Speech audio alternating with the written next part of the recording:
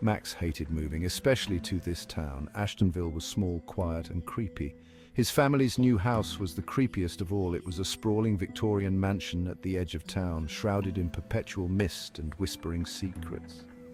The first night, Max lay awake, listening to the old house groan. Every creak of the floorboards, every sigh of the wind, sounded like a ghostly moan. He felt a cold spot near his bed, even though it was the middle of summer. Max tried to shake off the eerie feeling. He told himself it was just the stress of the move. But deep down, a shiver of dread ran down his spine. He knew, somehow, that something was wrong with this house. The second night, the whispers started. Soft, unintelligible murmurs seemed to come from the walls themselves. They swirled around Max's room, just on the edge of his hearing. He sat up in bed, heart pounding, straining to understand the ghostly whispers. Were they real, or just his imagination playing tricks?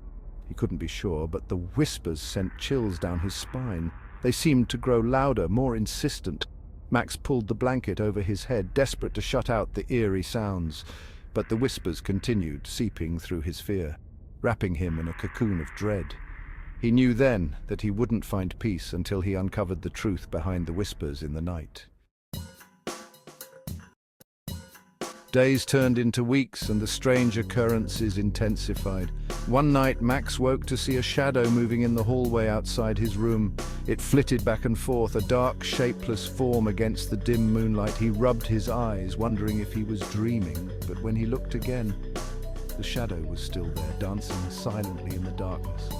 He felt an icy breeze, even though his window was closed. The air grew heavy, making it hard to breathe.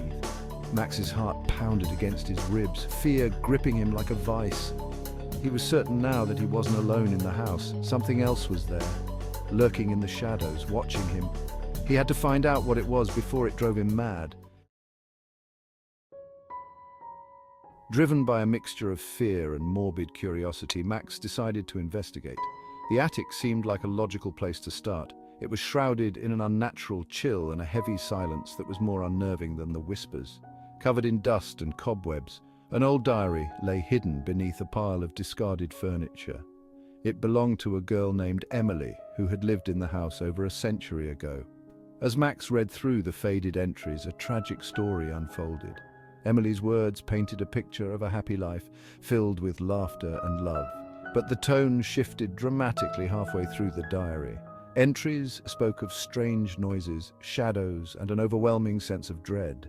Emily, like Max, had been haunted by something sinister in the house. Section 5.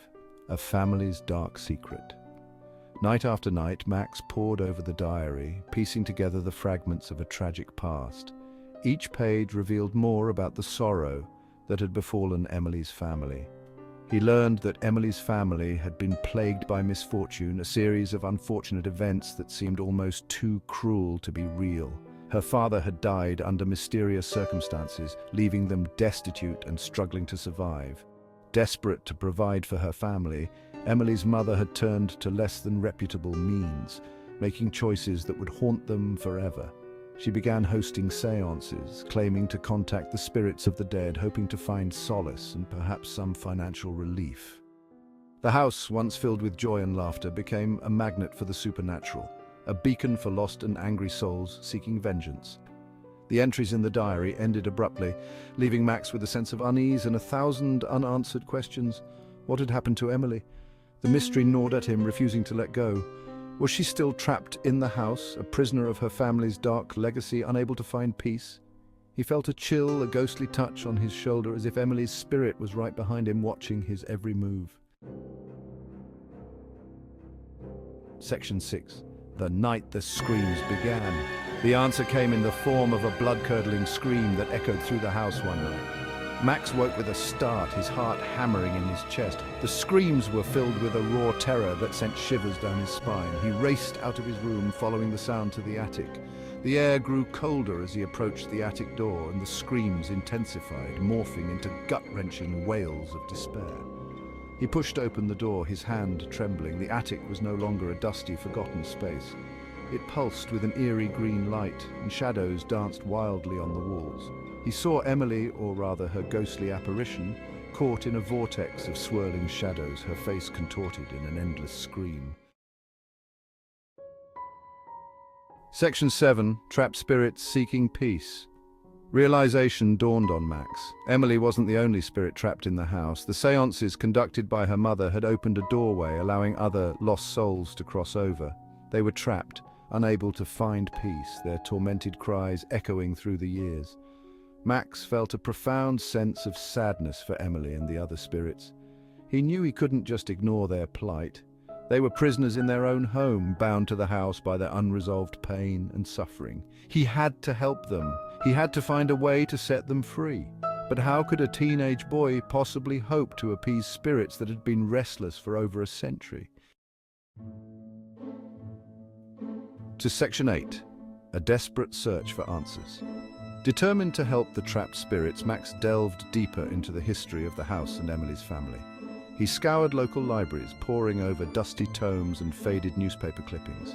He even visited the town's historical society, hoping to uncover the truth behind the tragedy that had befallen Emily's family. His research led him to an old, forgotten cemetery on the outskirts of town.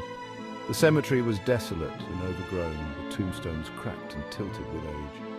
He found Emily's grave, a simple headstone, barely visible beneath a carpet of ivy.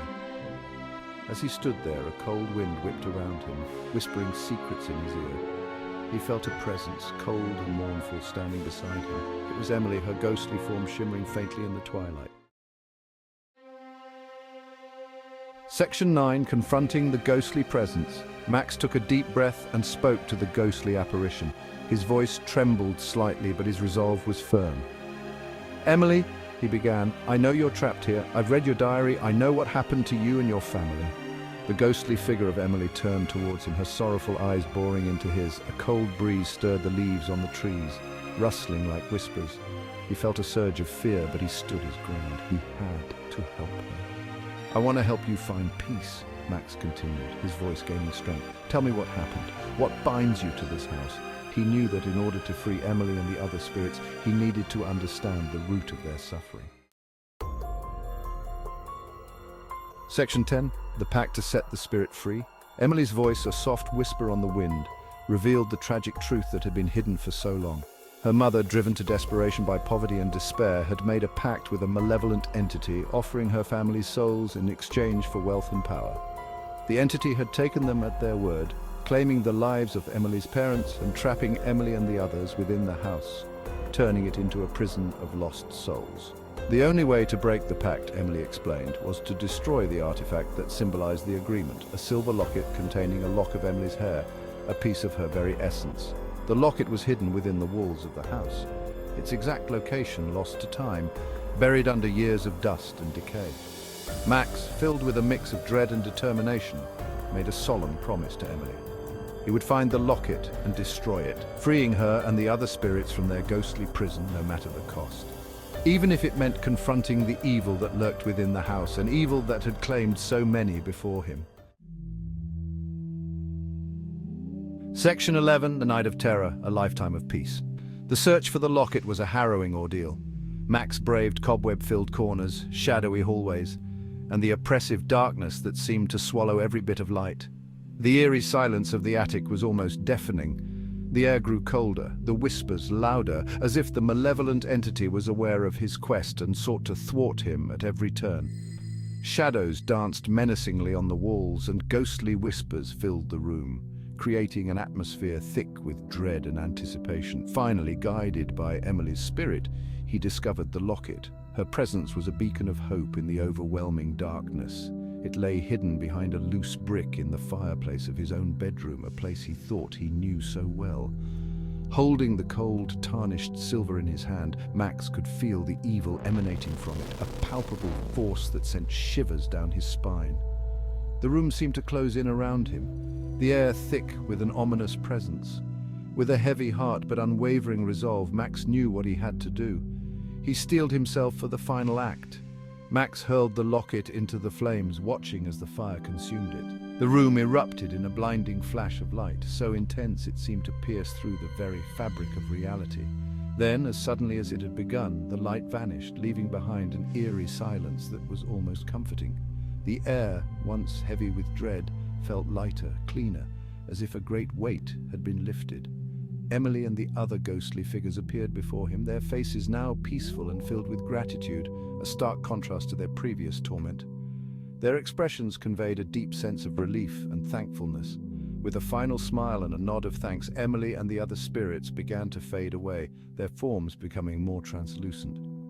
Emily and the other spirits faded away, finally free from their earthly bonds, their mission complete. The house, once a prison of fear, was finally at peace. The oppressive atmosphere had lifted, replaced by a serene calm. The house, once a prison of fear, was finally at peace. The oppressive atmosphere had lifted, replaced by a serene calm. Max, though forever marked by his encounter with the supernatural, felt a profound sense of accomplishment. He knew he had done the right thing, bringing peace to the restless spirits and to himself.